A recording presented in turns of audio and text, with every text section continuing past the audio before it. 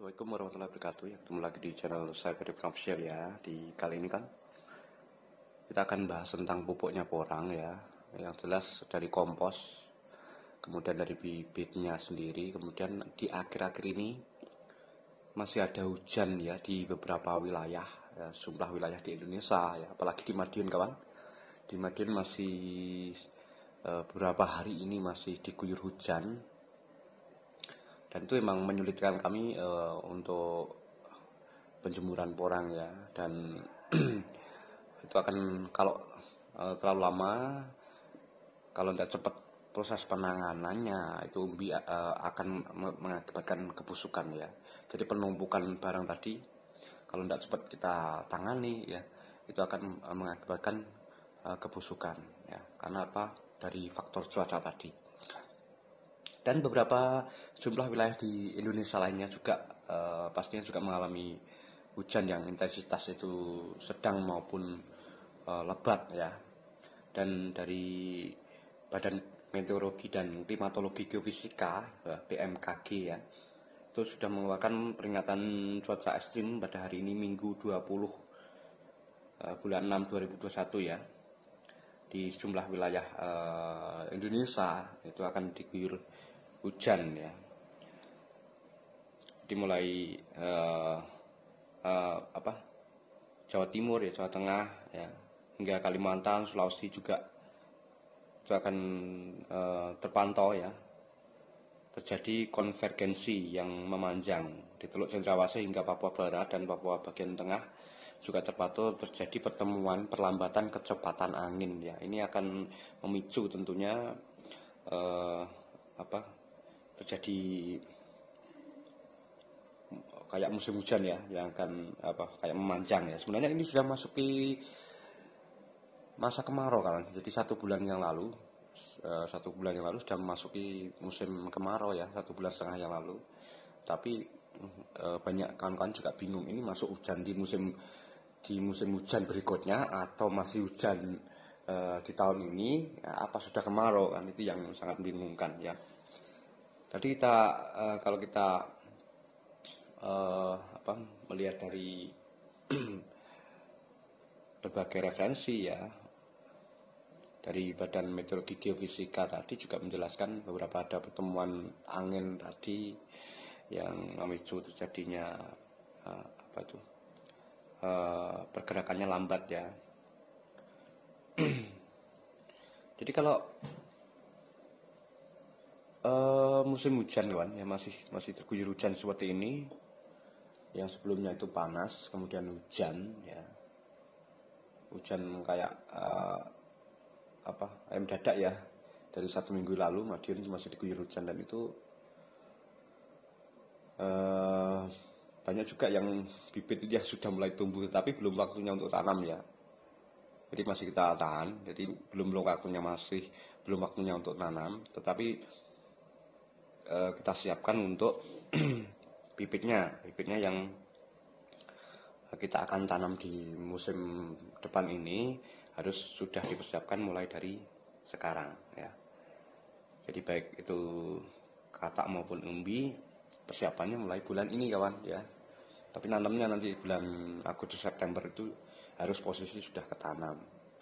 Jadi ketika nanti musim hujan di musim berikutnya itu posisi sudah siap di lahan dan siap tumbuh seperti itu.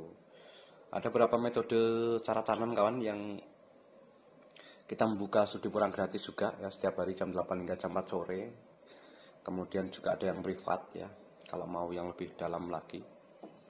Kita sudah menunjukkan di situ ada beberapa metode atau sistem ya. Ada satu gulutan, ada yang 1 meter gulutan manjang, kemudian ada lagi percepatan sistem yang lainnya, bagaimana kita merubah dari bibit ya sekian menjadi sekian ya, dan itu akan memangkas waktu juga ya. Kita tidak usah menunggu 3-4 tahun, kita bisa panen dalam waktu 7-8 bulan ya.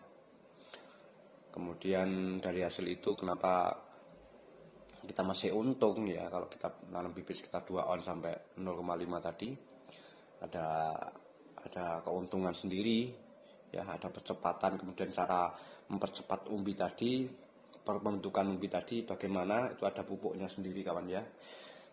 Kita harus mengetahui apa sih yang dibutuhkan tanaman itu, nutrisi apa yang dibutuhkan itu ya. Jadi misalkan ini di gudang kami ya, di gudang kami yang kita memaksimalkan untuk pemupukan di tahun ini juga yang akan kita lakukan di tahun ini juga, yaitu pencampuran antara kompos dengan sekam bakar. Kita tahu sekam bakar itu mengandung fosfor yang sangat tinggi, itu sangat membantu untuk pembentukan batang ya. Jadi lebih bergeraknya akarnya tadi tidak susah ya ketika kita campur dengan pupuk kompos kemudian sekam tadi. Pergerakan akarnya itu kalau menembus tanah itu tidak susah. Kemudian di situ nutrisinya fosfor itu sudah bagus, sehingga mempercepat ya pembentukan batang tadi dan bisa daun tadi. Untuk bibit, kawan kami sudah menyiapkan dan juga tentunya kami juga punya perizinan ya. Jadi baik itu katak, umbi ya yang kami siapkan. Jadi kami siap untuk mensuplai ya, di beberapa wilayah di Indonesia ya tentunya. Nanti cara tanamnya kalau untuk dari katak sendiri, yang katak super sendirikan, katak B disendirikan, katak C disendirikan ya. Katak yang terakhir yang kecil-kecil itu bisa dipakai di polybag. Itu cara efektif ketika kita mempersiapkan bubil katak ya ketika kita tanam tadi. Kalau yang kecil-kecil nanti kita taruh di lahan, itu biasanya tumbuhnya kalah sama rumput ya. Alangkah baiknya kalau yang kecil-kecil tadi bisa dipindah di polybag ya, ditanam di polybag. Nanti musim depan baru dipindah di lahan ya. Polybagnya agak besar aja ya, biar nanti ada pembengkakan umbi di situ, itu lebih ringan ya. Kemudian yang katak super, katak A, katak B, katak C itu bisa langsung di lahan ya, tapi buat itu nanti sendiri ya, disendirikan ya tempatnya. Karena dari katak super sendiri dari satu musim itu akan menghasilkan 7 sampai hampir 2 kilo kawan. Kalau nutrisinya di situ tercukupi ya. Kalau kurang ya itu akan mengakibatkan kerdil ya. Jadi kurang nutrisi tadi. Demikian kita akan sambung di video selanjutnya. Tetap semangat dan salam dahsyat Indonesia. Assalamualaikum warahmatullahi wabarakatuh. Teruslah jangan berhenti. Yang penting yakinkan diri. Siapapun bisa mandiri.